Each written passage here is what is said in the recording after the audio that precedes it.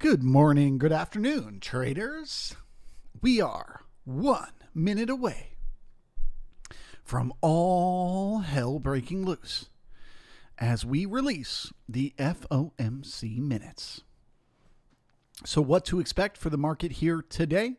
Well, quite frankly, as far as whether it'll go up and down, there is just no way to know. We do know in 1 minute there's going to be a huge flood, an enormous flood of volatility. It may push up, it may push down, it may go up and down, but it will do a lot of moving very, very quickly. No, there is nowhere you can put your stop. There we go. Boom, it's begun. There is nowhere you can put your stop. It will move way too fast. It often also makes a move one direction and then turns around and reverses the other extremely violently. So if you're going to choose to trade during this, volatility, you must accept a lot of risk that this market could go against you and move 100 points in a fraction of a second. Okay? So if you want to gamble, here's your chance. As far as what to expect moving forward, generally this type of volatility that we're getting right now will last for about 15 minutes or so, 15, 20 minutes. And then it'll slowly you'll notice the tempo slows down slower and slower and slower. And then usually by about 2:20, it's calmed down and the market's going to kind of just chill wherever it is, waiting for Powell to start speaking at 2:30. And then we get round two of this kind of volatility until he's done talking. So if you want to trade this, you have to enter, squeeze your butt cheeks really, really tight, and hope it works out. There is no choice but gambling here. All right, well, it is not uncommon for the first move to be completely retraced. So now the question is, do we get more selling or do we pull back up into value?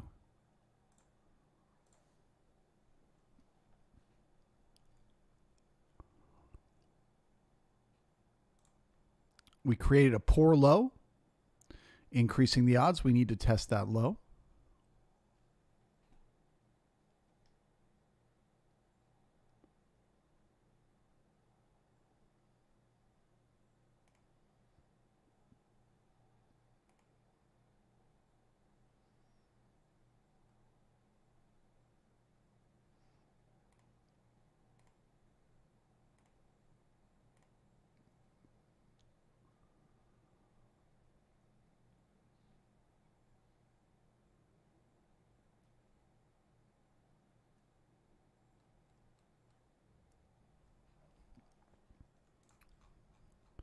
Okay, we are now testing the previous balance area high. Extremely bearish to break back down into balance. Could lead to a huge liquidation.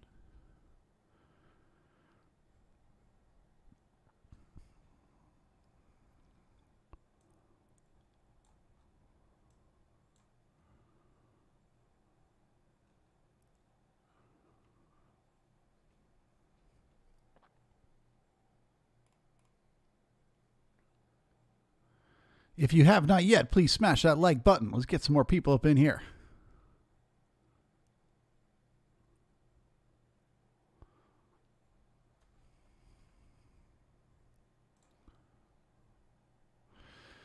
John George says, like button. I'm pushing the panic button. Don't panic, bro.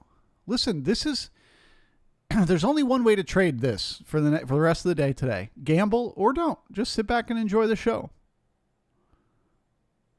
Don't allow yourself to get emotional here. Don't allow yourself to freak out. Otherwise, the next few hours are going to be an absolute nightmare. Get in a trade, accept the risk, see if it works, or step aside. The volatility has only begun.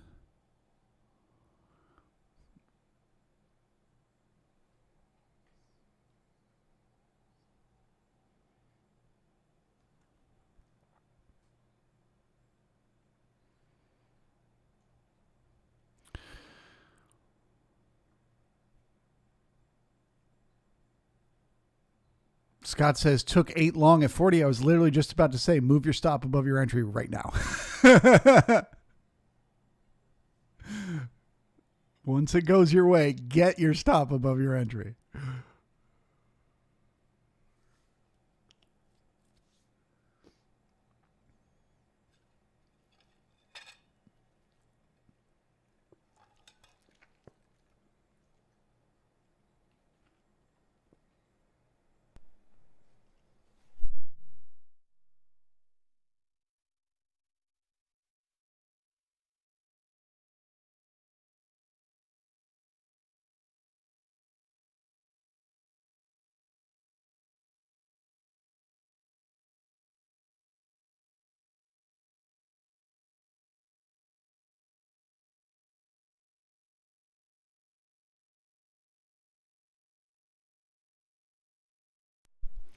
Michael, this has got to be my favorite sentence ever. I'm reluctant to gamble until after JP's speech. Like, I definitely want to gamble. I just want a little more information.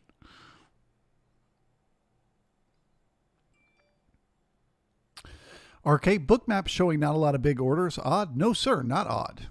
As to be expected. Right? They always do this. They always disappear the liquidity right before the major event. Look, you can just see less and less volume the closer we got. Shutting down all those bots, freeing up the market to make a big move.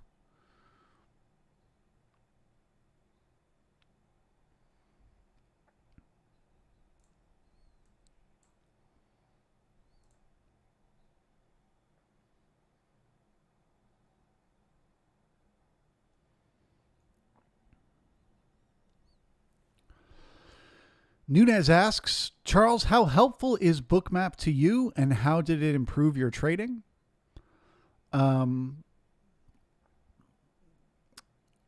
It's information. It's more information.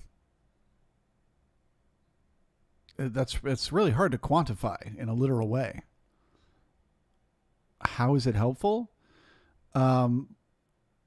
Before, I thought I understood what the market is doing. Now Bookmap is making me realize it's doing something totally different.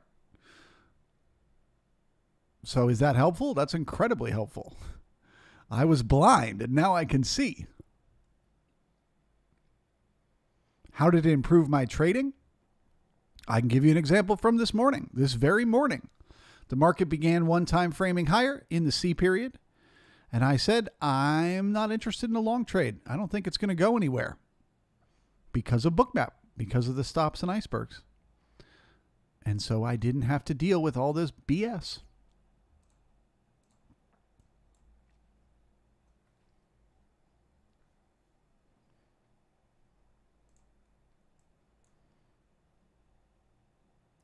So generally speaking, when these FOMC notes come out, we often get a wave where the market pushes a certain direction and then it reverses and goes exactly the opposite. Generally, if it's going to do that, it will have done it by now, a good 5 minutes in. So if they start to break lower from here, it could lead to further downside continuation. A lot further.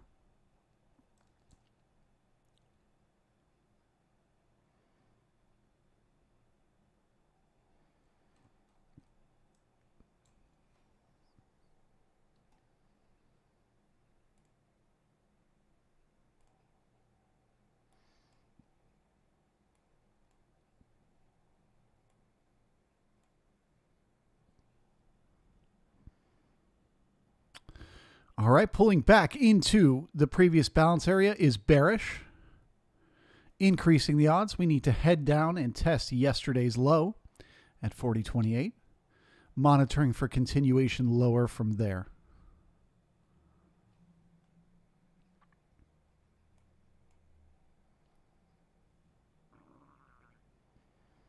Okay, there's a repair of yesterday's low. And more selling. Bearish to see.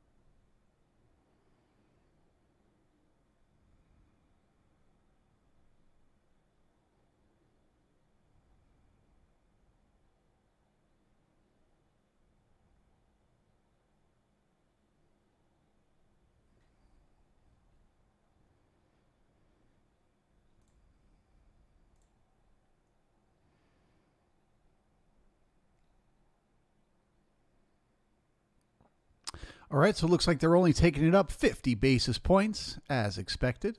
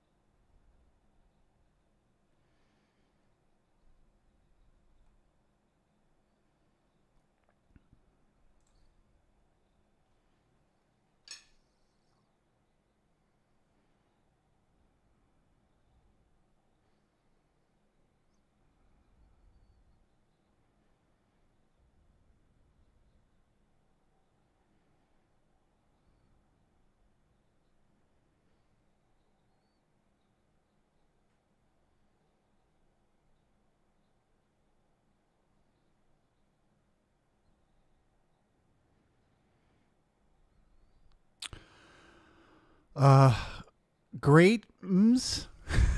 Greatums? Support, question mark? No, sir. I wouldn't consider it support. Dipping below yesterday's range repaired the poor low that we had there. So the question was, is that all the market had to do? Did it just need to poke down there, repair that, and now it can head back up? If not, it's going to go lower, right? So if it pokes down there and it comes back up and it starts getting resistance, then that wasn't just to repair the weak low, it was new selling. So I don't see this as support.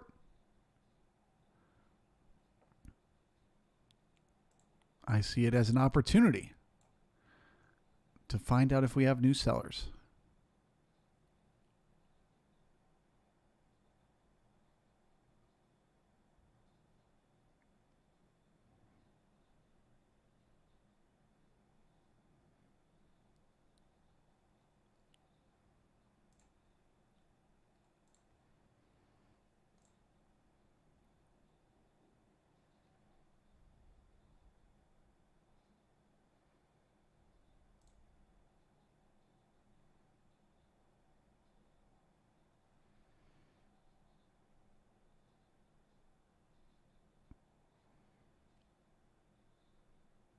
Greatness. Yesterday's low. Yeah, no, I know what you're talking about. I'm saying I don't see it as support.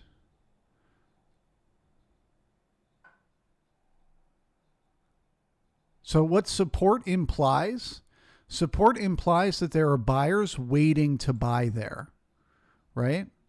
That when the market was coming down, there were buyers with orders ready to go, ready to hold the market up right there. I do not see that as what happened here at the low.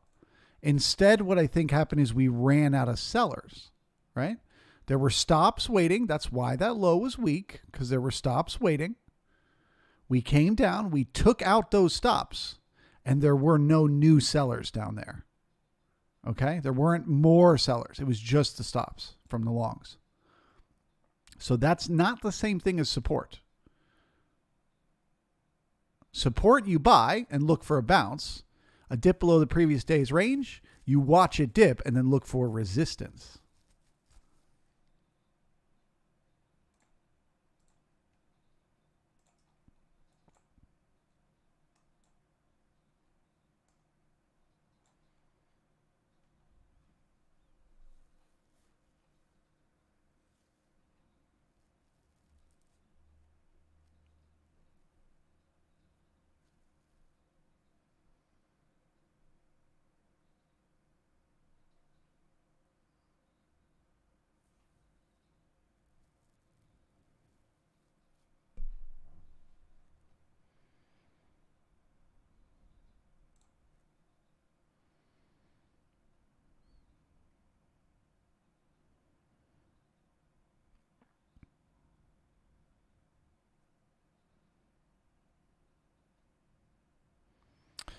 RK, big volume on Bookmap, all red. Yeah, again, I don't know why this is so hard sometimes for you guys. Yeah, of course, there was a ton of sellers. They were stops. Okay? They were people that bought yesterday. They put their stop below the low of the day. The market came down. Yep, lots of sellers because they were stops from longs and they got taken out. But it doesn't matter that there were stops waiting there. What matters is, are there new sellers that want it to go further? That's what matters. When we see that, then we get bearish for continuation. And speaking of which, that's what we're seeing now.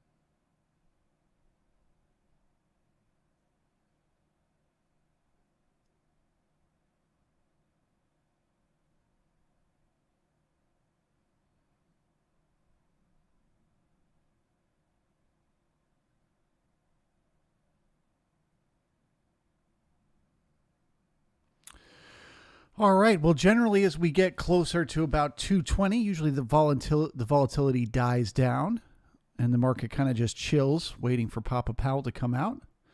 Feels like we may be hitting that range now. Keep a close eye on yesterday's low, because if they break that again this time, we could start to squeeze the market lower. But I think we're probably just going to chill for a little bit and wait for 230.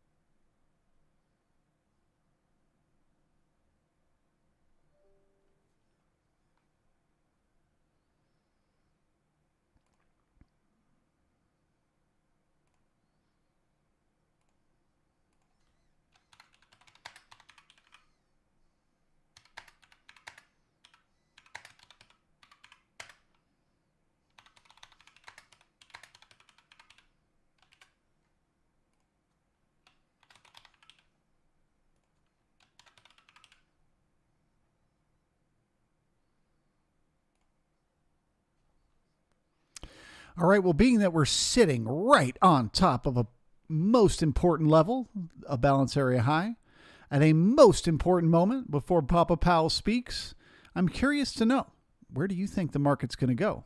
From here, do you think we're going to close higher or lower? Do you think we're breaking out of balance to the upside or failing and heading back down towards the opposite end?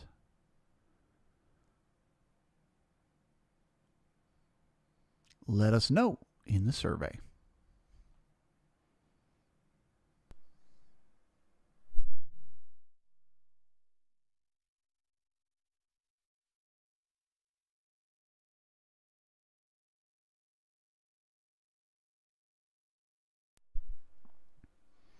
Michael says, below the overnight low, I'm bearish, but one wrong word from Jerome Powell's mouth could send the market rocketing.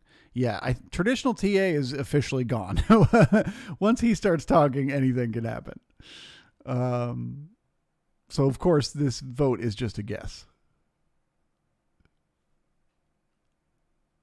What do you guys think? Up or down? Where are we going?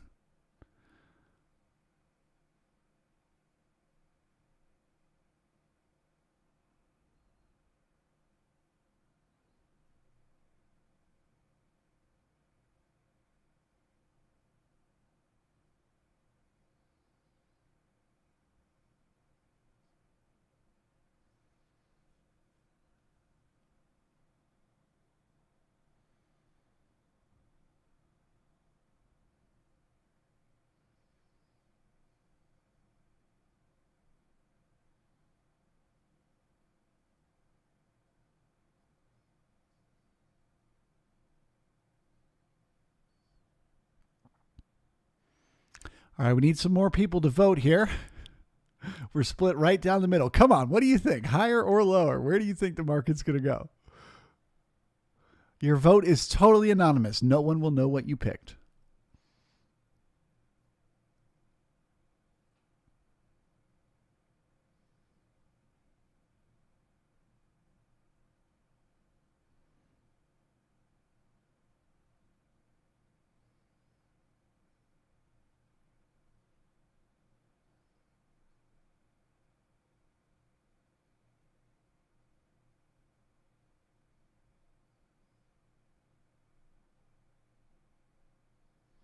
Scott, why isn't both? Because it says, are we going to close? Or it says, do we close higher or lower? We can't close both higher and lower. That's impossible.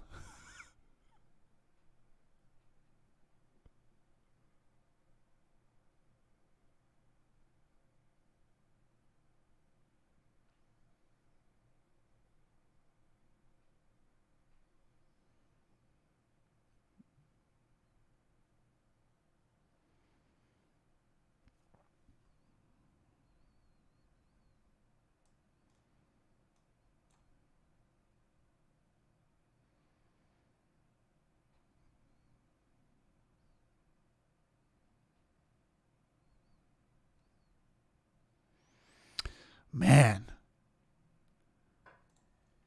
1,700 stops were rating below yesterday's low. And they got them.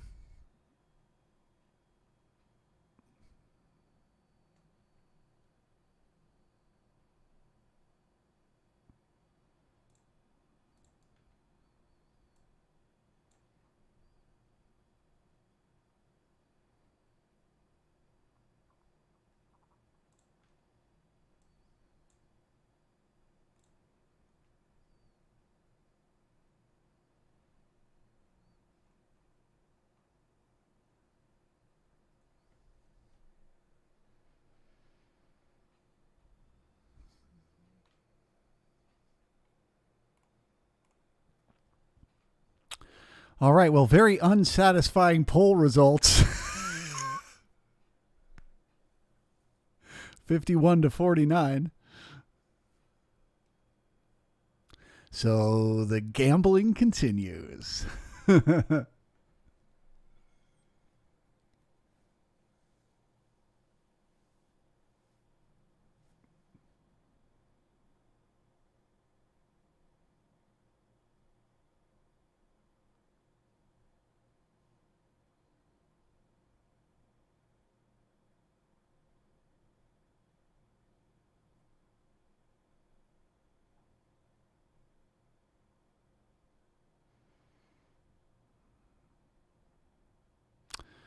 Mackie Max, and if you were inverse the chat, you would long one ES, 10 short MES.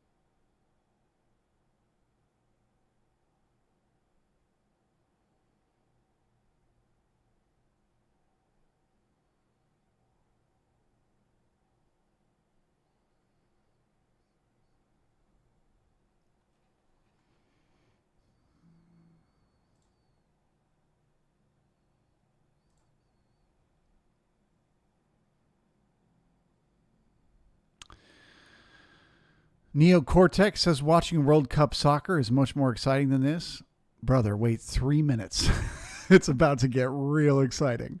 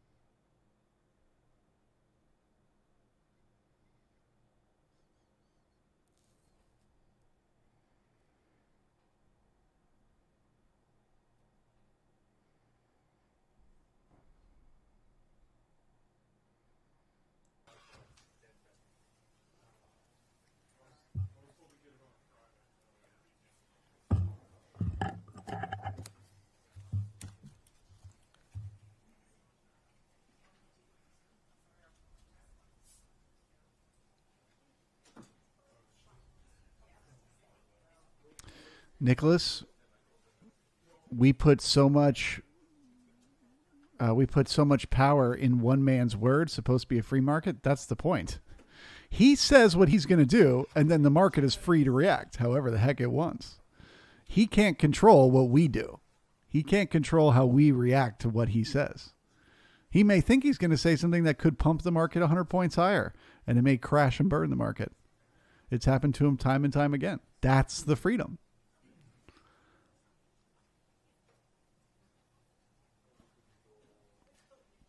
That's what makes his job so hard.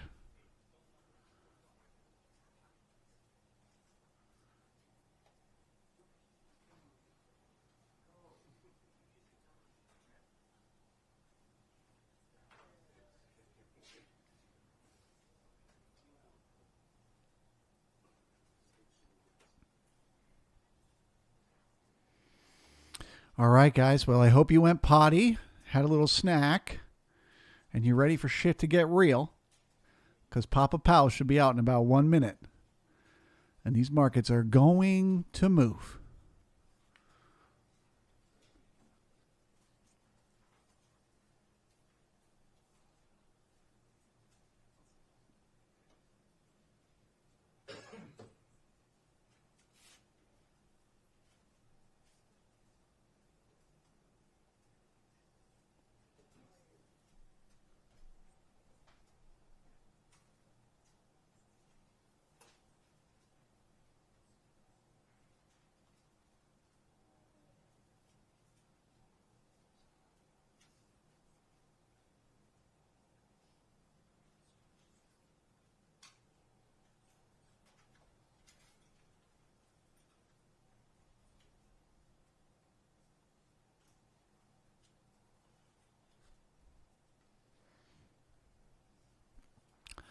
Oh, where could Papa Powell be?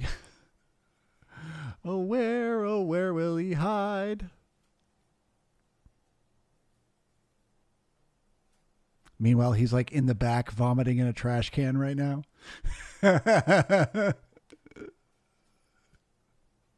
He had to change his shirt last minute because he sweat right through it.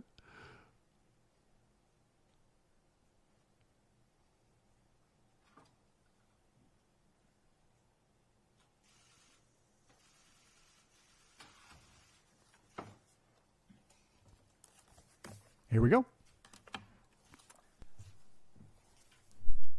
Good afternoon. Before I go into the details of today's meeting, I'd like to underscore for the American people that we understand the hardship that high inflation is causing and that we are strongly committed to bringing inflation back down to our 2% goal. Over the course of the year, we've taken forceful actions to tighten the stance of monetary policy. We've covered a lot of ground, and the full effects of our rapid tightening so far are yet to be felt. Even so, we have more work to do. Price stability is the responsibility of the Federal Reserve and serves as the bedrock of our economy. Without price stability, the economy doesn't work for anyone. In particular, without price stability, we will not achieve a sustained period of strong labor market conditions that benefit all. Today, the FOMC raised our policy interest rate by a 0.5 percentage point. We continue to anticipate that ongoing increases will be appropriate in order to attain a stance of monetary policy that is sufficiently restrictive to return inflation to 2% over time. In addition, we're continuing the process of significantly reducing the size of our balance sheet. Restoring price stability will likely require maintaining a restrictive policy stance for some time. I'll have more to say about today's monetary policy actions after briefly reviewing economic developments. The U.S. economy has slowed significantly from last year's rapid pace. Although real GDP rose at a pace of 2.9% last quarter, it is roughly unchanged through the first 3 quarters of this year. Recent indicators point to modest growth of spending and production this quarter. Growth in consumer spending has slowed from last year's rapid pace, in part reflecting lower real disposable income and tighter financial conditions. Activity in the housing sector has weakened significantly, largely reflecting higher mortgage rates. Higher interest rates and slower output growth also appear to be weighing on business fixed investment. As shown in our summary of economic projections, the median projection for real GDP growth stands at just 0.5% this year and next, well below the median estimate of the longer-run normal growth rate. Despite the slowdown in growth, the labor market remains extremely tight, with the unemployment rate near a 50-year low, job vacancies still very high, and wage growth elevated. Job gains have been robust, with employment rising by an average of 272,000 jobs per month over the last 3 months. Although job vacancies have moved below their highs and the pace of job gains has slowed from earlier in the year, the labor market continues to be out of balance, with demand substantially exceeding the supply of available workers. The labor force participation rate is little changed since the beginning of the year. FOMC participants expect supply and demand conditions in the labor market to come into better balance over time, easing upward pressures on wages and prices. The median projection in the SEP for the unemployment rate rises to 4.6% at the end of next year. Inflation remains well above our longer-run goal of 2%. Over the 12 months ending in October, total PCE prices rose 6%. Excluding the volatile food and energy categories, core PCE prices rose 5%. In November, the 12-month change in the CPI was 7.1%, and the change in the core CPI was 6%. The inflation data received so far for October and November show a welcome reduction in the monthly pace of price increases. But it will take Okay, it's obviously impossible to guess on this volatility here, but in my opinion, breaking back into the previous balance area increases the odds that they're trying to go to the opposite end. So, I mean, there's potential we might find some resistance at the overnight low here, 40.15, or yesterday's low, 40.25, for continuation lower. But obviously, take that with a grain of salt. This thing can do anything while he's talking. He says one word, anything could change. But right now, the momentum is to the downside. We've got weakness in need of repair, and we've got a market that got itself overly long and will likely have to stop out of some of those long trades. So I am bearish here. For now. For this minute.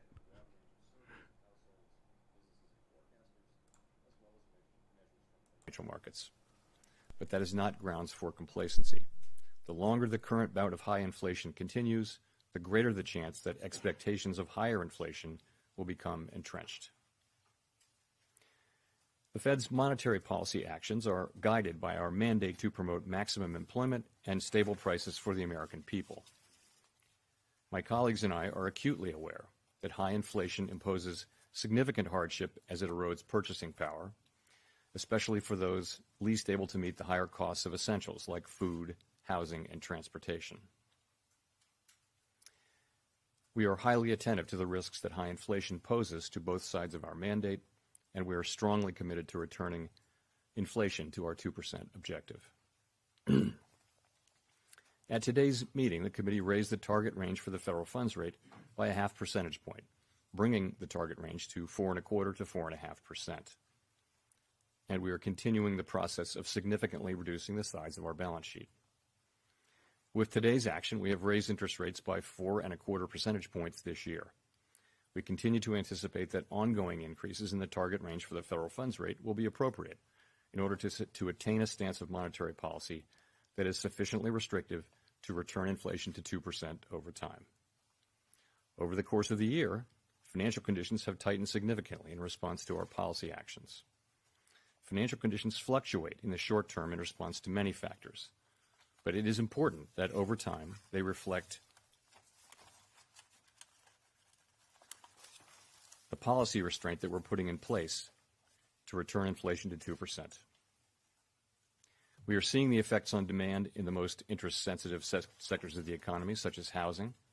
It will take time, however, for the full effects of monetary restraint to be realized, especially on inflation. In light of the cumulative tightening of monetary policy and the lags with which monetary policy affects economic activity and inflation, the committee decided to raise interest rates by 50 basis points today, a step down from the 75 basis point pace seen over the previous 4 meetings. Of course, 50 basis points is still a historically large increase, and we still have some ways to go. As shown in the SEP, the median projection for the appropriate level of the federal funds rate is 5.1% at the end of next year, a 0.5 percentage point higher than projected in September. The median projection is 4.1% at the end of 2024 and 3.1% at the end of 2025, still above the median estimate of its longer run value. Of course, these projections do not represent a committee decision or plan, and no one knows with any certainty where the economy will be a year or more from now. Our decisions will depend on the totality of incoming data and their implications for the outlook for economic activity and inflation. And we will continue to make our decisions meeting by meeting and communicate our thinking as clearly as possible. We are taking forceful steps to moderate demand so that it comes into better alignment with supply. Our overarching focus is using our tools to bring inflation back down to our 2% goal and to keep longer-term inflation expectations well anchored. Reducing inflation is likely to require a sustained period of below-trend growth and some softening of labor market conditions. Restoring price stability is essential to set the stage for achieving maximum employment and stable prices over the long run. The historical record cautions strongly against prematurely loosening policy. We will stay the course until the job is done. To conclude, we understand that our actions affect communities, families, and businesses across the country. Everything we do is in service to our public mission. We at the Fed will do everything we can to achieve our maximum employment and price stability goals. Thank you. I will look forward to your questions. Steve Leisman, CNBC. Thanks for taking my question, Mr. Chairman.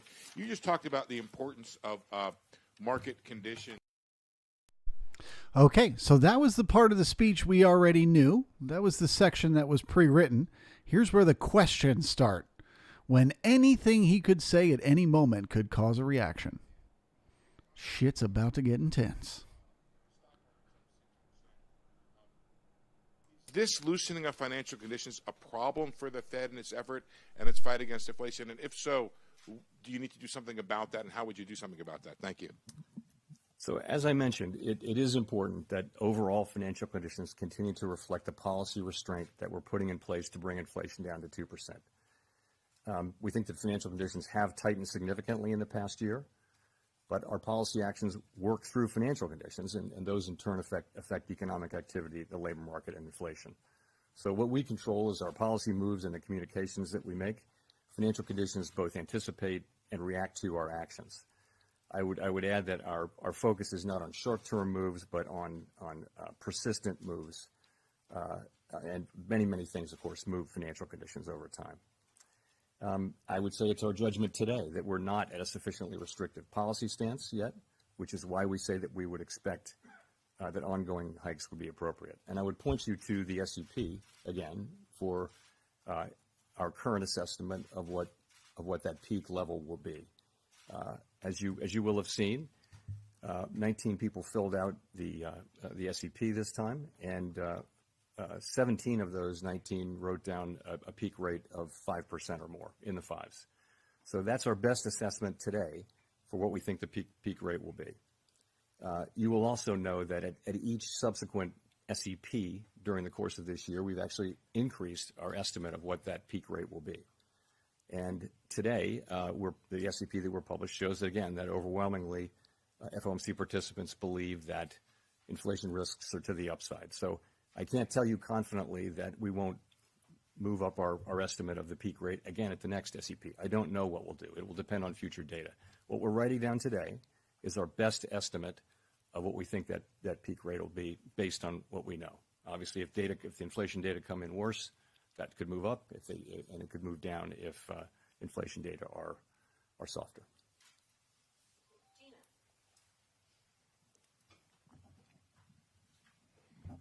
Gina Smilik, New York Times. Thanks for taking our questions. The SEP, like you mentioned, suggests that the Fed will be making another 0.75 percentage points worth of rate increases in 2023. I wonder if you would foresee that being in 25 basis point increments, 50 basis point increments, sort of how you see the speed playing out going forward. And then I wonder what you're looking at as you determine when to stop. Yeah.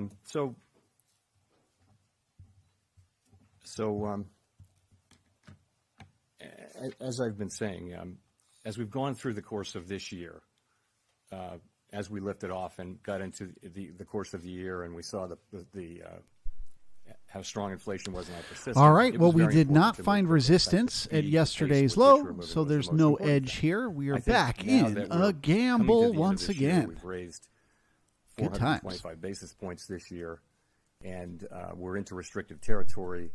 It's now not so important how fast we go. It's far more important to think, what is the ultimate level? And then at a certain point, the question will become, how long do we remain restrictive? That will become the most important question. But I would say the most important question now is no longer the speed. So, and that applies to February as well. So I think we'll make the February decision based on the incoming data and where we see financial conditions, where we see the economy, and that'll be the key thing. But for that decision. But ultimately, that question about how high to raise rates is going to be one that we make looking at our progress on inflation, looking at where financial conditions are, and making an assessment of whether policy is restrictive enough. I've told you today we have an assessment that we're not at a restrictive enough stance, even with today's move, and we've laid out our individual assessments of what we would need to do to get there. At a certain point, though, that we'll get to that point, and then the question will be, how long do we stay there? And the strong view on the committee is that we'll need to stay there, until we're really confident that inflation is coming down in a sustained way, and we think that will be some time. Now, why do I say that? If you look at you can break inflation down into three sort of buckets. The first is goods inflation, and we see now, as we've been expecting really for a year and a half, that supply conditions would get better, and ultimately supply chains get fixed, and demand settles down a little bit and maybe goes back to services a little bit, and we start to see goods inflation coming down. We're now starting to see that in this report and the last one. Then you go to housing services. We know the story there is that housing services inflation has been very, very high and will continue to go up, actually, as rents expire and have to be renewed. They're going to be renewed into a market where rates are higher than they were when the original leases were signed. But we see that the new leases that the rate for new leases is coming down. So once we work our way through that backlog, that inflation will come down sometime next year. The third piece, which is something like 55% of the index, PCE core inflation index, is non-housing related core services. And that's really a function of the labor market largely. The biggest cost by far in that sector is labor. And we do see a very, very strong labor market, one where we haven't seen much softening, where job growth is very high, where wages are very high, vacancies are quite elevated, and really there's an imbalance in the labor market between supply and demand.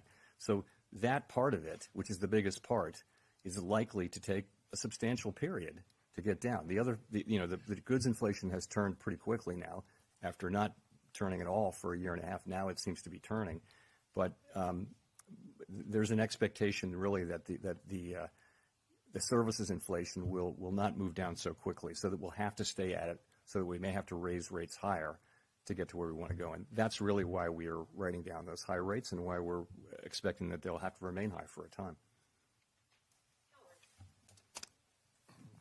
Howard Schneider with Reuters. Thanks for taking the question. You described GDP growth in the SEPs as moderate or modest, I believe, yet it's really approaching stall speed. Half a percentage point is not much.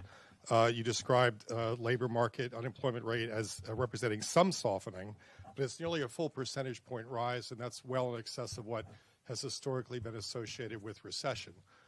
Why wouldn't this be considered a recessionary projection by the Fed? Well, I'll tell you what the projection is. I don't think it would qualify as a recession, no, because you've got positive growth. The expectations in the SEP are basically, as you said, which is we've got growth at a modest level, which is to say about a half a percentage point. That's positive growth. It's slow growth. It's well below trend. It's not going to feel like a boom. It's going to feel like very slow growth, right? In that condition, labor market conditions are softening a bit. Unemployment does go up a bit. I would say that many analysts believe that the natural rate of unemployment is actually elevated at this moment. So it's not clear that those forecasts of inflation are really much above the natural rate of unemployment. We can never identify its location with great precision. But that 4.7% is still a strong labor market. If you look, you've got the reports we get from the field are that companies are very reluctant to lay people off, other than the tech companies, which is a story unto itself. Generally, companies want to hold on to the workers they have because it's been very, very hard to hire. So, and you've got all these vacancies out there far in excess of the number of employed people. That doesn't sound like a labor market where a lot of people will need to be put out of work. So that there are channels through which the labor market can come back into balance with relatively modest increases in unemployment, we believe. None of that is guaranteed, but that is what their forecast reflects.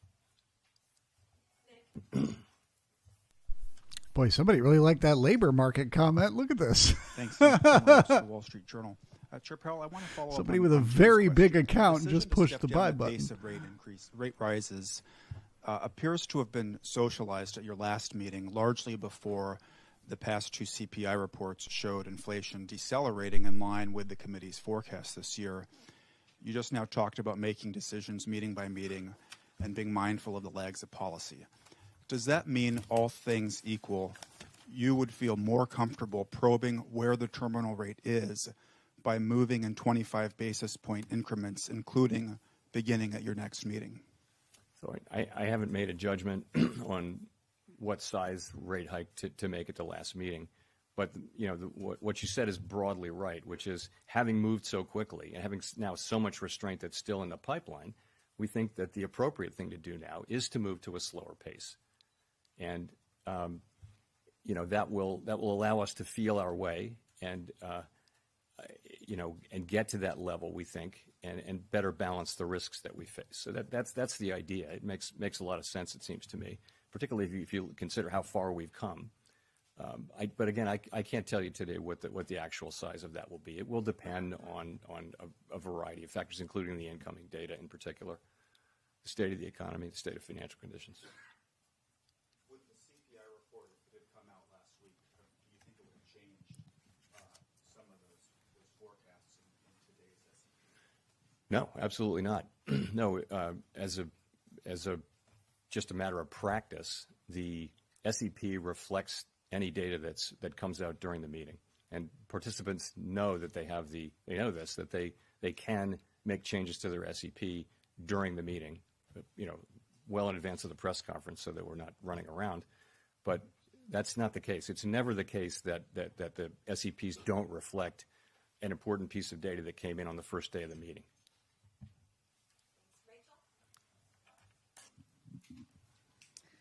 Hi, Chair Powell. Rachel Siegel from the Washington Post. Thank you for taking our questions. I'm wondering if we could talk about the projection for the unemployment rate. Why has the Fed raised its unemployment projection? Is it because the model suggests that a higher terminal rate would automatically cause a higher unemployment rate? Or are you seeing signs that the labor market isn't quite as strong as we think it is now? Thanks. No, it's not about the strength of the labor market. The labor market is clearly very strong. It is more just that, by now, we've continually expected to make faster progress on inflation than we have ultimately, and that's why the peak rate for this year goes up between this meeting and the September meeting. You see the fact that we've made less progress than expected on inflation, so that's why that goes up, and that's why unemployment goes up, because we're having to tighten policy more, and so it didn't go up by much in the meeting, I don't think, but that's the idea is.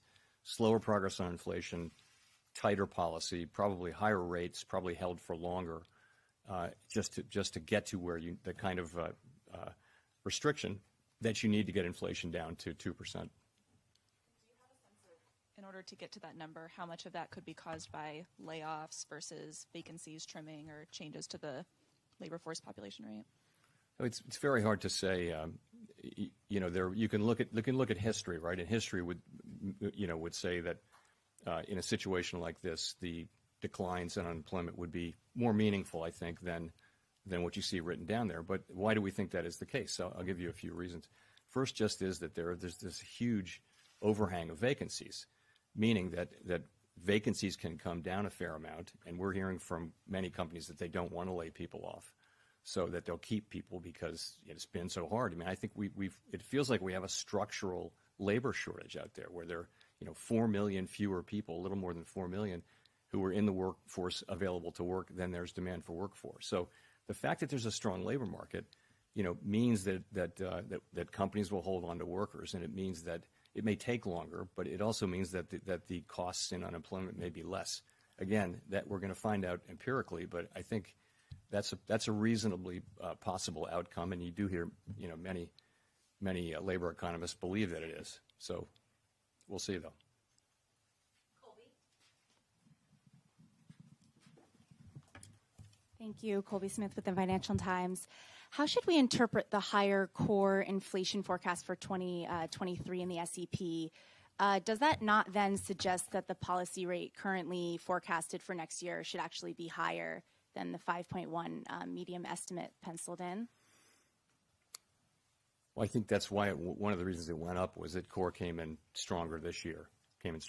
Yeah, what you see is our best estimate as of today, for how high we need to raise rates, to how much we need to tighten policy to create enough, restrictive policy to slow economic activity and soften the labor market and bring inflation down through those channels. That is the estimate, best estimate we make today. And as I mentioned, we'll make another estimate for the next SEP, and we'll, of course, between meetings we do the same thing, but we don't publish it.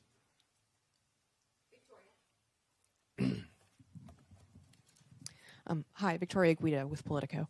I wanted to make sure I understand specifically what's going on in the SEP, because you all expect rates to go higher, but you're also more pessimistic about what inflation is going to look like next year. And I was just wondering, given that we have seen some cooling in inflation, is that primarily because of wage growth, that you expect wage growth to be sort of a headwind? And we're going into next year with higher inflation than we had thought, right? So we're actually moving down to the level that we're moving down to next year is still a very large drop in inflation from where inflation is running now, well more than a 1% change in inflation. But remember that the jump-off point at the beginning of the year is higher.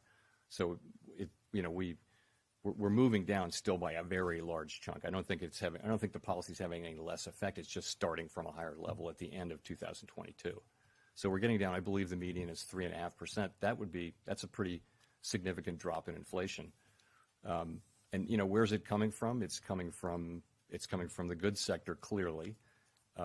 By the middle of next year, we should begin to see lower inflation from the housing services sector. And then, the big question is how much will you see from the 55% of the index, which is the non-housing services sector. And, that's where you need to see, we believe you need to see a better balancing of supply and demand in the labor market so that you have, it's not that we don't want wage increases. We want strong wage increases. We just want them to be at a level that's consistent with 2% inflation. Right now, if you factor in productivity estimates, standard productivity estimates, wages are running, well above what would be consistent with 2% inflation. Thanks. Hi, Chair Powell. Neil Irwin with Axios. Some of your colleagues have been pretty explicit that they can't imagine rate cuts happening in 2023. That's certainly not implied by the SEP. But futures markets have priced in some easing in the back half of next year. What's your view of the likelihood of any kind of rate cuts next year? What circumstances might make that plausible? Our focus right now is really on moving our policy stance to one that is restrictive enough to assure a return of inflation to our 2% goal over time. It's not on rate cuts. And we think that we'll have to maintain a restrictive stance of policy for some time. Historical experience cautions strongly against prematurely loosening policy. I guess I would say it this way. I wouldn't see us considering rate cuts until the committee is confident that inflation is moving down to 2% in a sustained way. So that's the test I would articulate. And you're correct. There are not rate cuts in the SEP for 2023.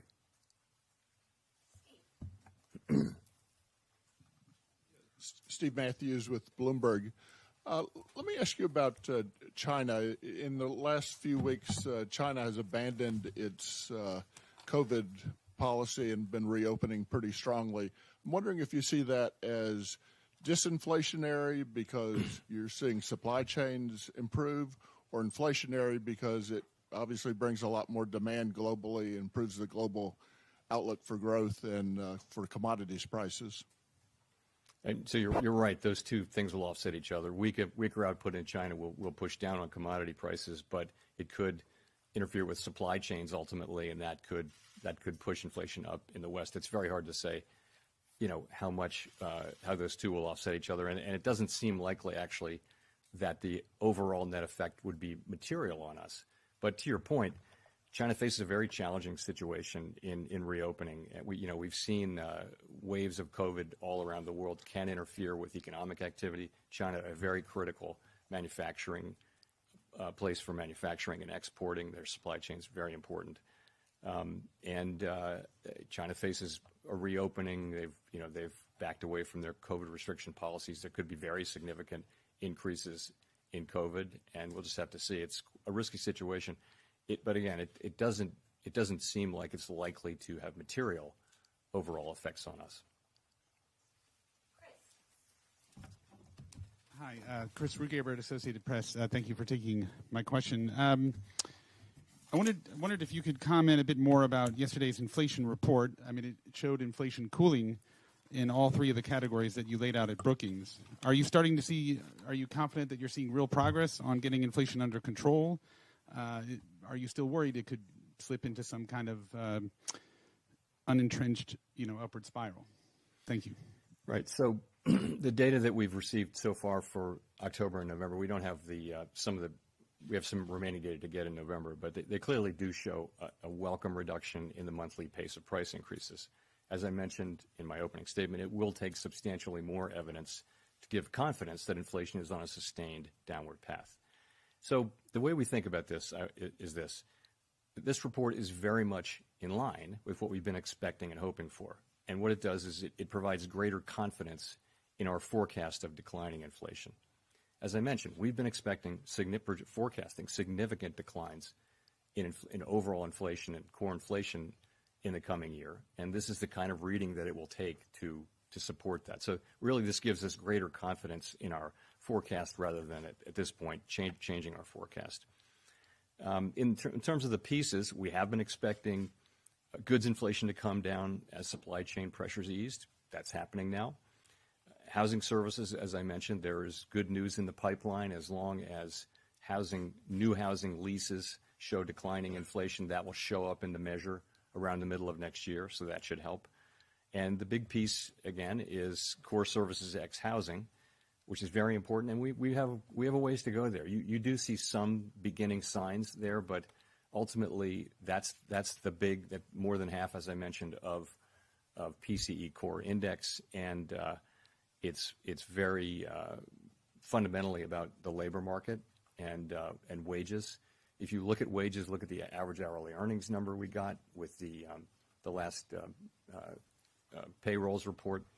You don't really see much progress in terms of our average hourly earnings coming down. Now there may be composition effects and other effects in that, so we don't put too much weight on any one report. These things can be volatile month to month, but we'll be looking for wages moving down to more normal levels where workers are doing well and ultimately their gains are not being eaten up by inflation.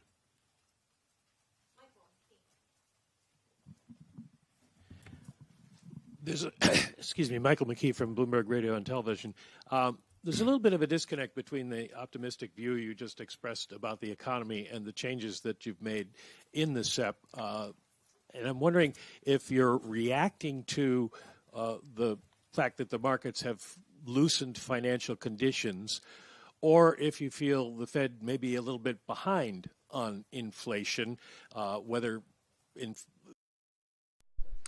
All right. Well, as always, even though it's during the FOMC, dipping back into the previous value and being able to pull back out is a little bit bullish. So now the question is, can they get back above the opening price, 40.52?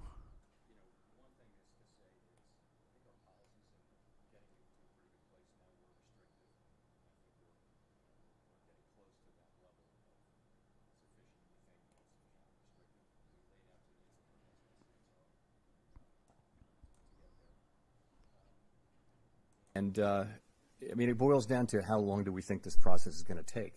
And of course, we welcome these better inflation reports for the last 2 months. They're very welcome, but I think we're realistic about the broader project. So that's all. That's the point I would make. It's, we see goods prices coming down. We understand what will happen with housing services, but the big story will really be the rest of it, and there's not much progress there, and that's going to take some time. I think my view and my colleagues' view is that this will take some time. We'll have to hold policy at a restrictive level for a sustained period, so that two good monthly reports are very welcome. Of course, they're very welcome, but I think we need to be honest with ourselves that there's inflation. 12-month core inflation is 6% CPI. That's 3 times our 2% target. Now, it's good to see progress, but let's just understand we have a long ways to go to get back to price stability. Well, do you think the soft landing is no longer achievable? No, I wouldn't say that. No, I don't say that. I mean, I would say this, to the extent we need to keep rates higher and keep them there for longer and inflation, moves up higher and higher, I think that narrows the runway. But lower inflation readings, if they persist in time, could certainly make it more possible. So I don't think anyone knows whether we're going to have a recession or not, and if we do, whether it's going to be a deep one or not. It's not knowable, and certainly, lower inflation reports, were they to continue for a period of time, would increase the likelihood of a. So I would put it this way: of a return to price stability that involves significantly less of an increase in unemployment than would be expected given the historical record.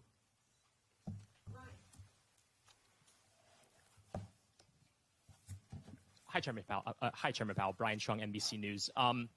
You warned Americans of pain earlier this year as the Fed hikes rates, but with the Fed now expected to raise rates higher than you thought when you first said that, just wondering where we are in that pain. How would you describe that to Americans if the projections on unemployment find themselves? That would be 1.6 million Americans out of jobs.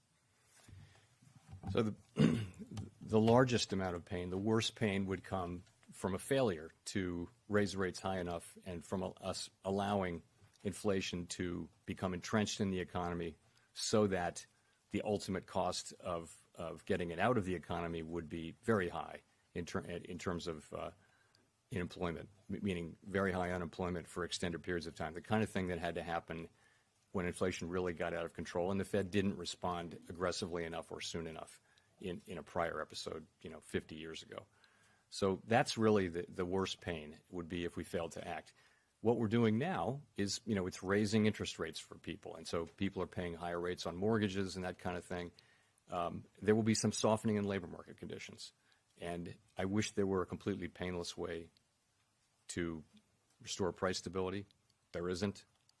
And this is the best we can do. I do think, though, that and markets are pretty confident, it seems to me, that we will get inflation under control, and I believe we will. We're certainly highly committed to do that. Thank you, Mr. Chair. Grady Trimble with Fox Business. You've reiterated today, and the committee has reiterated its commitment to that 2% inflation target. I wonder, is there ever a point where you actually reevaluate that target and maybe increase your inflation target if it is stickier than even you think it is? That's just so changing our inflation goal is just something we're not thinking about. It's not something we're not going to think about. We have a 2% inflation goal, and we'll use our tools to get inflation back to 2%. I think this isn't the time to be thinking about that. I mean, there may be a longer run project at some point, but that is not where we are at all. The committee, we're not considering that. We're not going to consider that under any circumstances. We're going to keep our inflation target at 2%, and we're going to use our tools to get inflation back to 2%.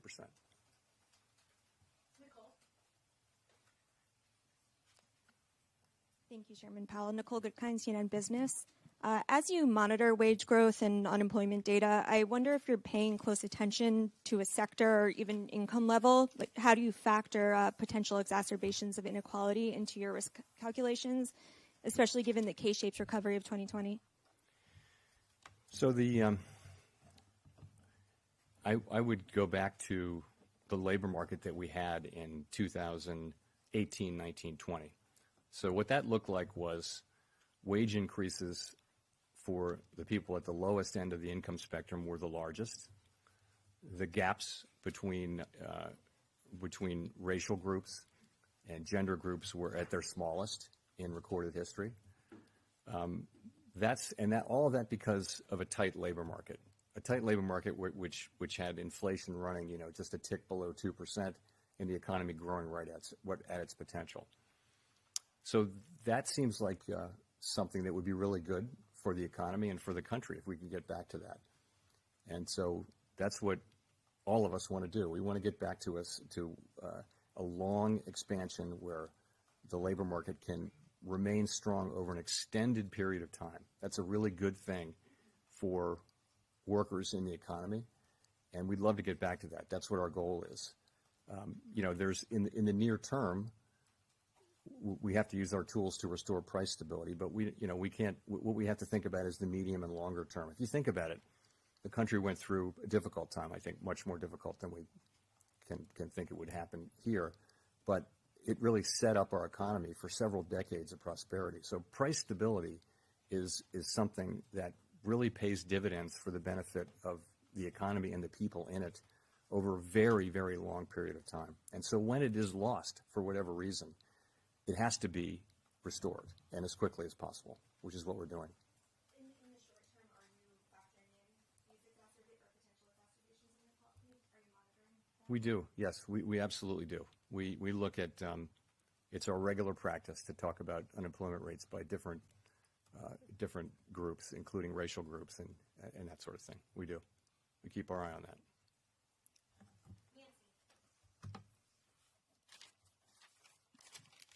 Hi, Nancy Marshall-Genzer with Marketplace. What would you do if the economy slows so much? Well, there you have it, folks. enter We got back recession to the opening before we see price, strong, consistent which signs officially that makes inflation is today slowing? In other words, a stagnant? giant nothing burger. That tells us the whole move up and the whole move down were for nothing. Just squeezing the inventory one direction, getting them overly long so they could take them down, and then get them overly short so they could bring them right back up.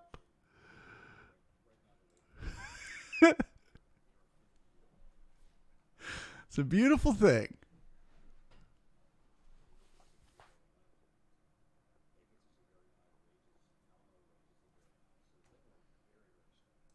Where we're missing is on the inflation side, and we're missing by a lot on the inflation side. So that means we need to really focus on getting inflation under control, and that's what we'll do. I think as the economy heals, the two goals come more into play. But right now, clearly the focus has to be on getting inflation down.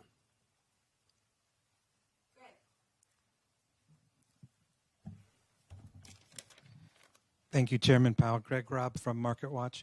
You spoke a little bit ago. You said that the U.S. it looks like we have a structural labor shortage in the economy. Could you expand on that? Talk a little bit more about that. And really, are you talking about getting Congress action on increasing like legal immigration, things like that? Thank you. So what I meant by that, the structural labor shortage, is if you look at where we are now, as I mentioned. If you just look at demand for labor, you can look at vacancies plus people who are actually working, and then you can take supply of labor by are you in the labor market, are you looking for a job or have a job, and you're more than 4 million people short. We don't see, and just like that, they completely retraced the liquidation. Yes, sir. So all in all, this is actually pretty bullish, right? The market's been stuck here, bouncing up and down inside this range for weeks now, waiting for more information. And we finally just got it. And they're holding it up. They're saying we're ready to break out. So that's a little bit bullish to see. Let's see if we can close up here near the POC, or if we pull back down before the close. But if we can close up here in the upper end of the range, that's pretty bullish. Remember, sometimes a market has to break before it can rally. Sometimes you have to squeeze out all the weak hands to bring in the stronger hands buyers who can actually move the market to a new location. Now, this is just me guessing. We haven't gotten to the close yet. But like I say, if we close up here, that's what I would see this as. I would see this purely as liquidating the weak hands to bring in the strong hands, looking for a continuation to the upside. So I'm feeling good about this. The world didn't come to an end. You've said the process of raising rates and getting inflation back under control will be painful.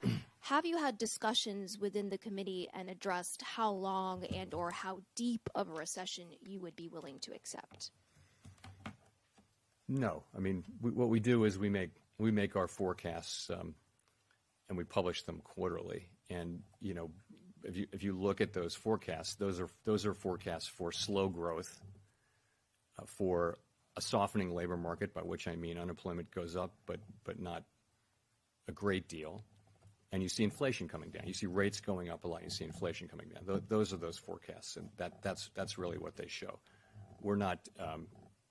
We all, of course, we don't talk about this kind of a recession and that kind of a recession. We make those forecasts. The staff runs, and you will see this if you look at the old Teal books, runs alternative simulations of all different kinds at every meeting, and we look at those too. and those will explore different things. But that's just, upside and downside scenarios. Of course, that's responsible practice that we've carried on for many decades. But no, we don't. We haven't asked ourselves that question. We'll go to Jean for the last question. Hi, Jean Young with Market News. I wanted to ask about the SEP again. If you are reaching peak rates around 5% in the first half of next year and inflation starts to decline materially, that would seem to make the real rate gradually more restrictive. Is that something that's built into the projections and into models? Is that something you would want to see?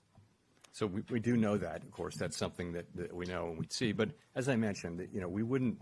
I wouldn't see the committee cutting rates until we're confident that inflation is moving down in a sustained way. That would be my test. I don't see us as having a really clear and precise understanding of what the neutral rate is and what real rates are, so that it would mechanically happen like that. It'll be a test of for cutting rates. I think in the event it'll be a question of, do we actually feel confident that inflation is coming down in a sustained way? Thank you very much.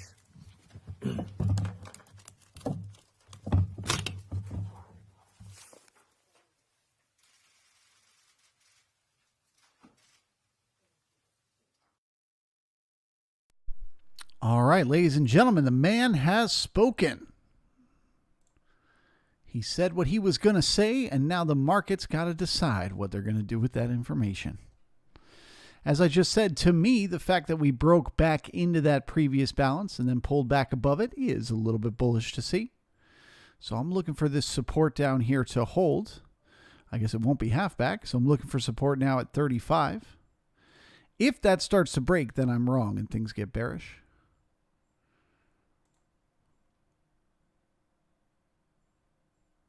But I reckon it's going to hold.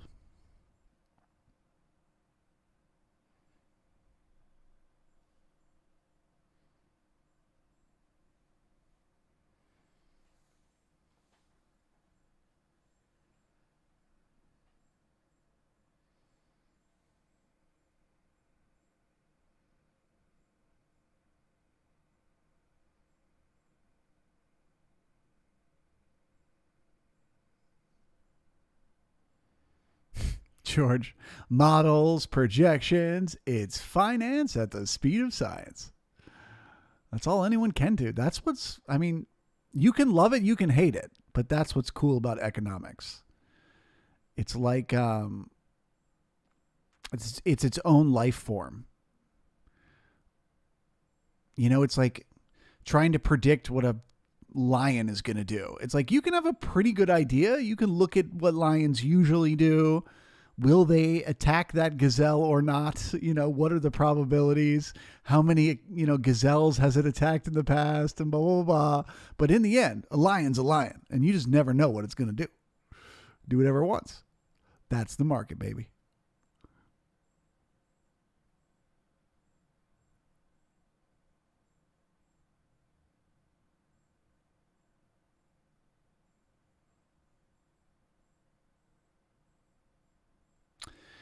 Michael, ES already traveled from the overnight high back to the overnight low and threatening lower. Yeah, don't pay attention to the overnight anymore. That doesn't matter.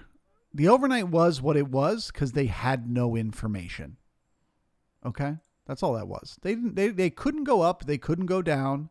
So they just kept the Ferris price exactly to a tick where it was the previous day, and they just chopped up and down around it. So that was because they had no information. So goodbye. That doesn't matter anymore. Now we have new information. So let's see how we react to that new information. So far, what has that reaction been? Well, we caused all the weak hands to panic out, and we brought in a bunch of new buyers. So let's see how that plays out. Are these new buyers weak as well? Are they going to get squeezed? Or are these good, strong hand buyers trying to take the market higher?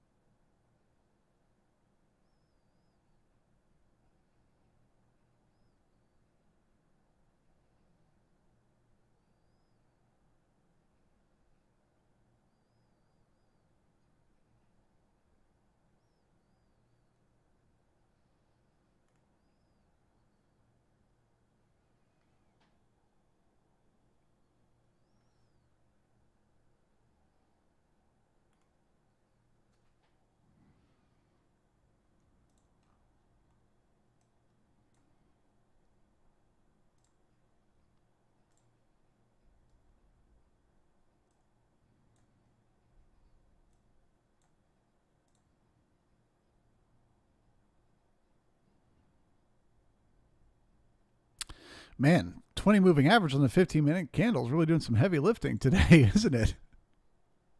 Was holding the market up earlier, and now it's keeping the market down.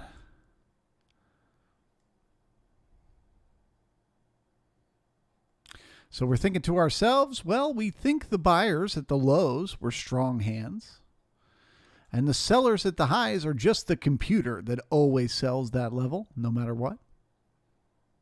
Who's going to win?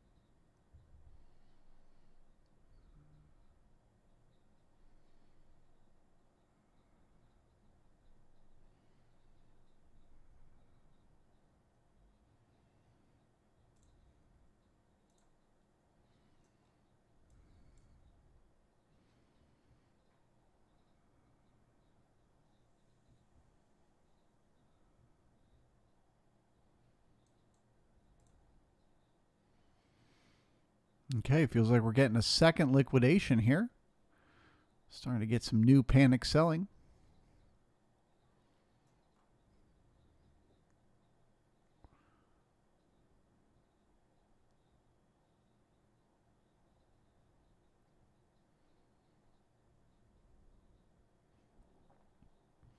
And the M period is upon us. Thomas Shelby, our 50-50 poll was pretty good today. Yeah, you're right. But which half was right and which half was wrong? The poll was where will we close? Speaking of which, we got to take that poll again.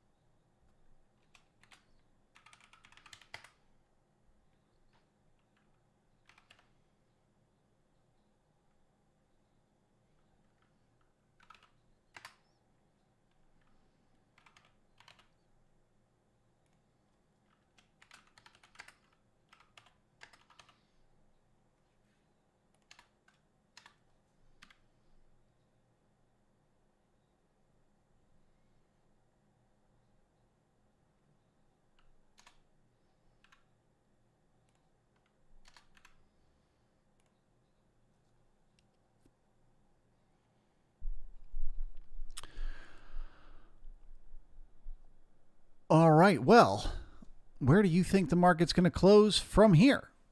Do you think we're going to continue to sell off, taking the market lower? Do you think we're going to close inside the range here, the lower end of the range? Or do you think we can get all the way back up above the overnight high into the area where the point of control is, where we spent all this time this morning? Where do you think the market's going to go? Keep in mind, there's a murder bot between here and the close.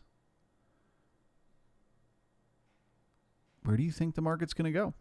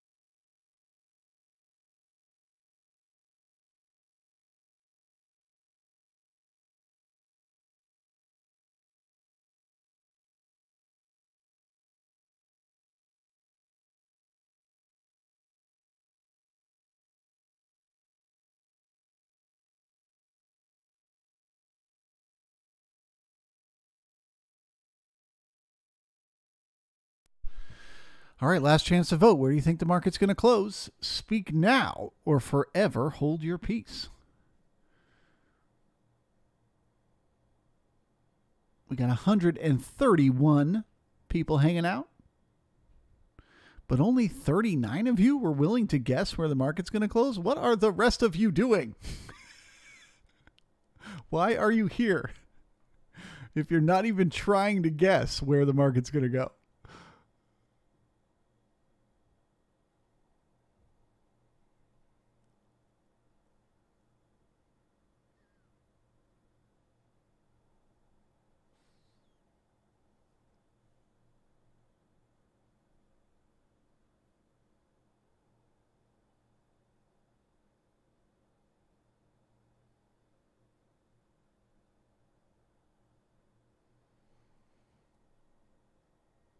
Thomas. 90 people trapped. Probably truer than you know. The people afraid to comment are the people frustrated about their trade.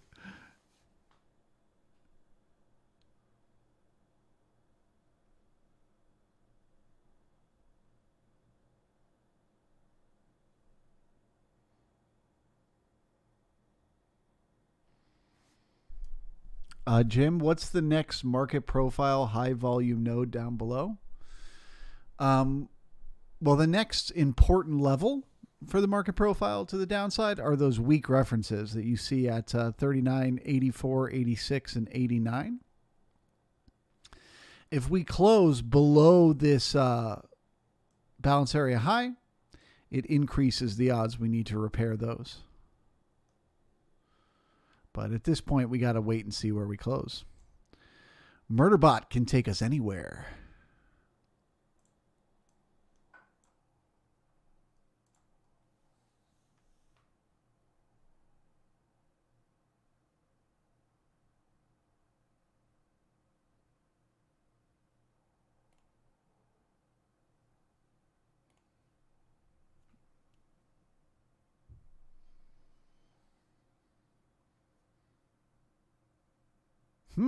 Okay. We got some bearish chat up in here. All right. So 57% of you think we're closing in the range. 33% of you, a third of you, think we're closing at the lows. Despite the fact that Charles got on here and talked about how a liquidation break strengthens the market and we probably have strong hands buyers that stepped in down there, still a third of you are convinced we're going lower. Okay, cool. Cool.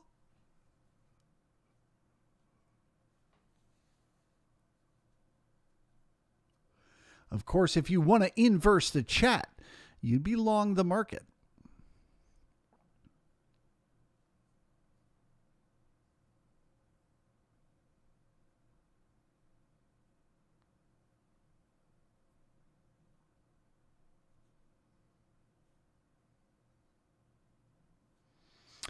Invictus says, that is why I just watched this mess. No technical advantage. Just imagine how many traders are hurting right now. Tomorrow is when we can make some responsible trades. Yeah, tomorrow or even the next day, right? So it's like today was the reaction to what Powell said. Tomorrow will be the reaction to the way the market reacted today. And then by the third day, it'll have picked, you know? Also, this balance area high, I know I sound like a freaking broken record with this, but every other time we've debated which way we're going to go, we've made a major move. As a result, I don't reckon this time will be any different. If we stay below there, we're going to make a big move. If we can get above, we're going to make a big move.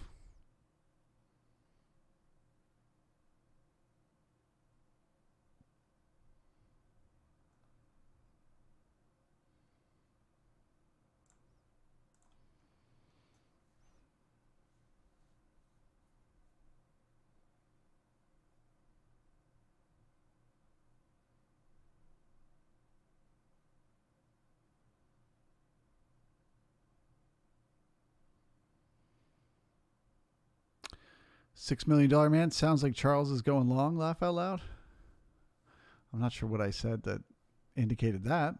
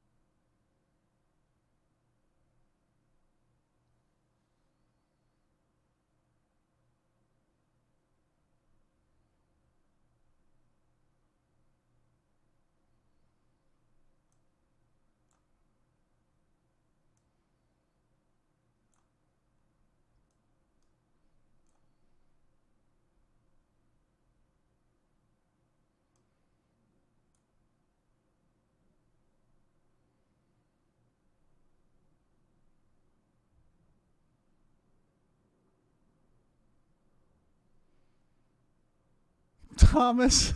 Oh, I love this. I usually check a Google search stats on margin call to see how badly retail traders are feeling. Looks like margin call, or a spike in searches for margin call around 2:33 p.m. today. That's so great.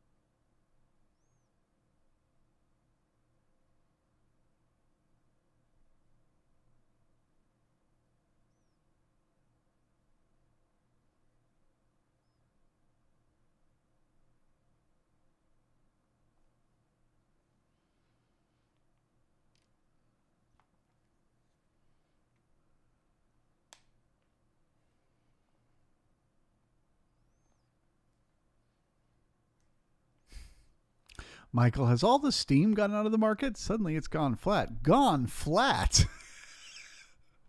The heck are you talking about? We were 50 points higher 10 minutes ago.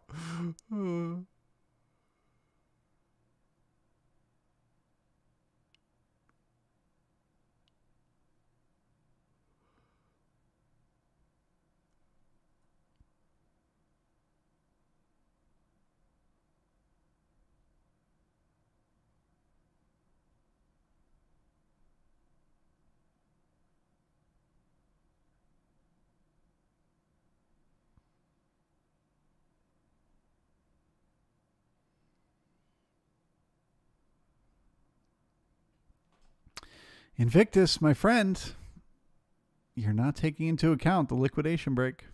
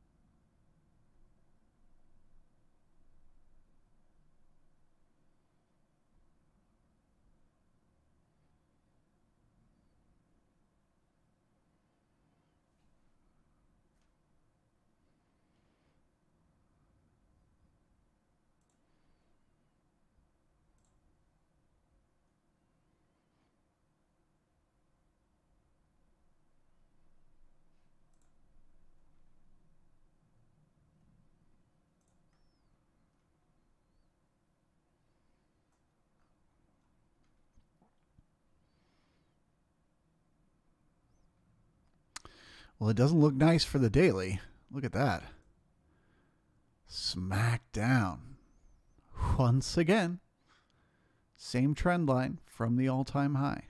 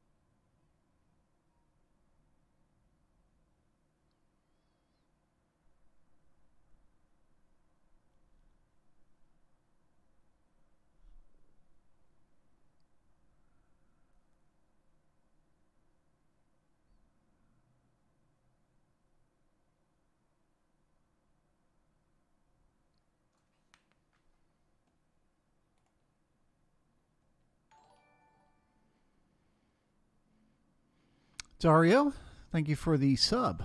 Welcome.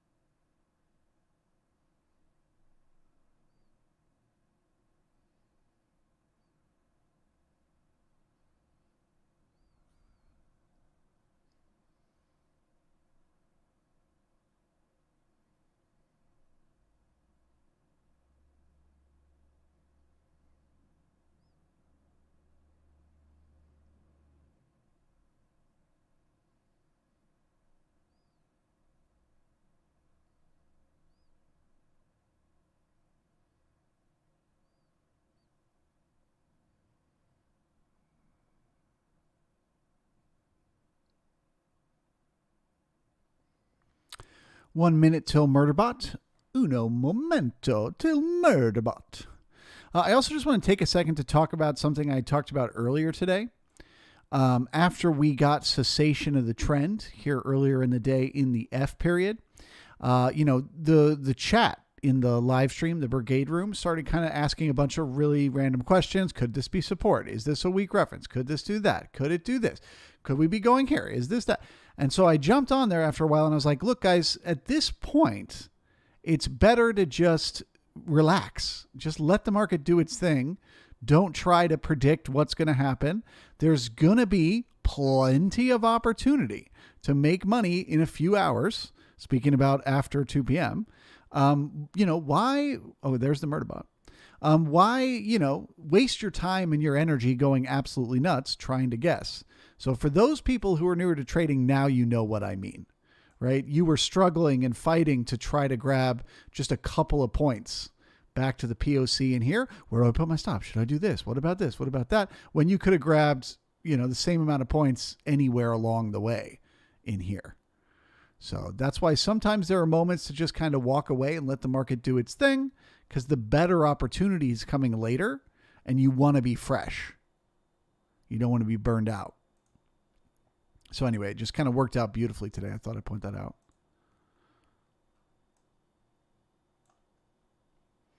All right, so this is the Murderbot.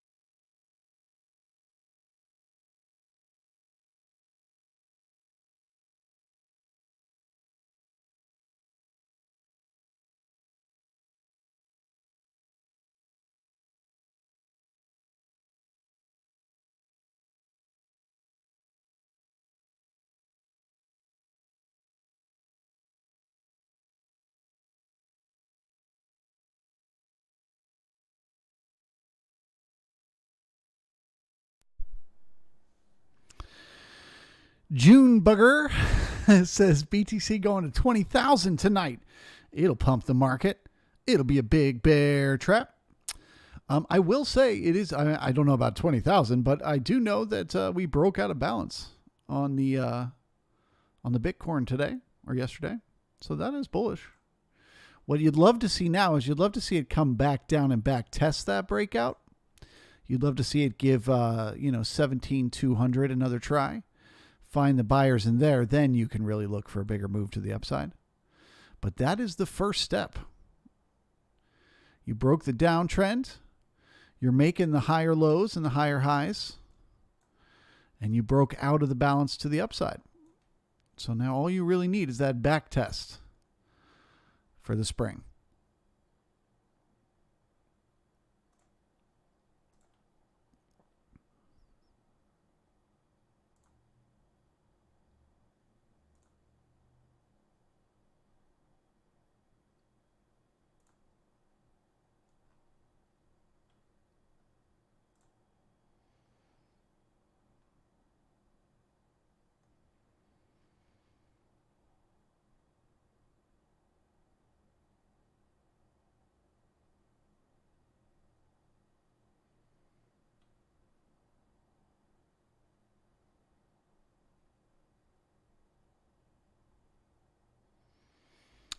Man, what a deeply annoying place to close.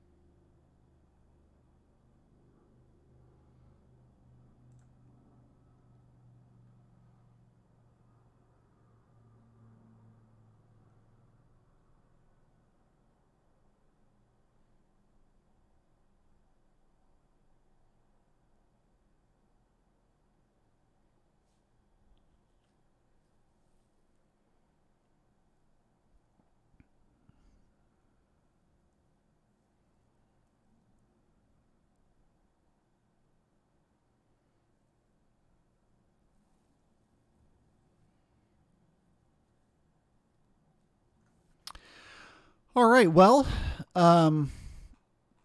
this is tricky, me.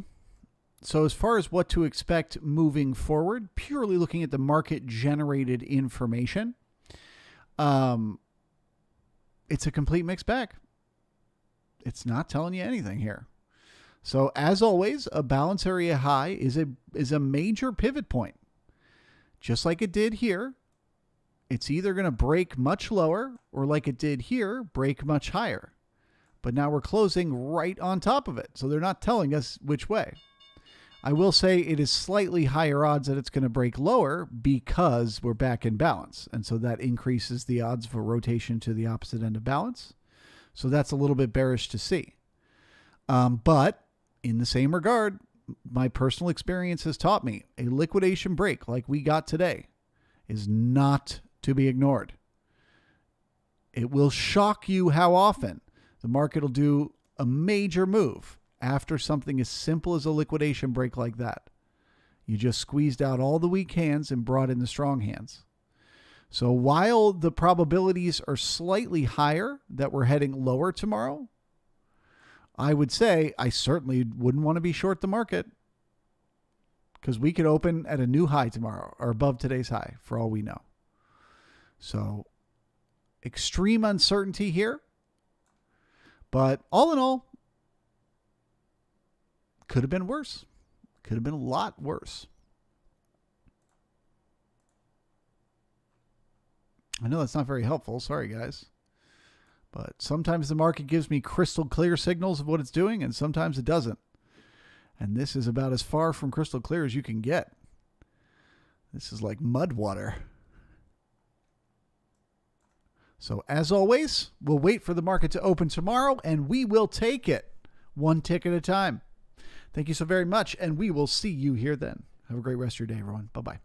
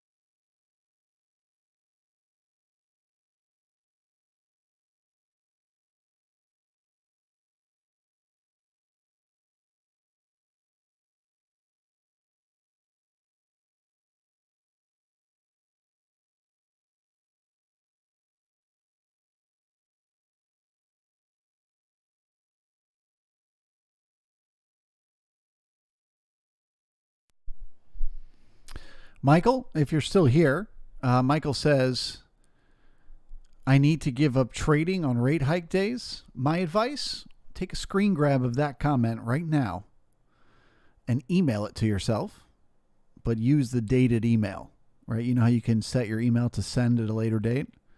Set it up to send you an email the morning of the next FOMC meeting. And that way you get an email in the morning, and it's a message from yourself from the previous FOMC day saying, I need to give up trading on FOMC days. You need that fresh reminder that morning, or you'll want to gamble again. Food for thought.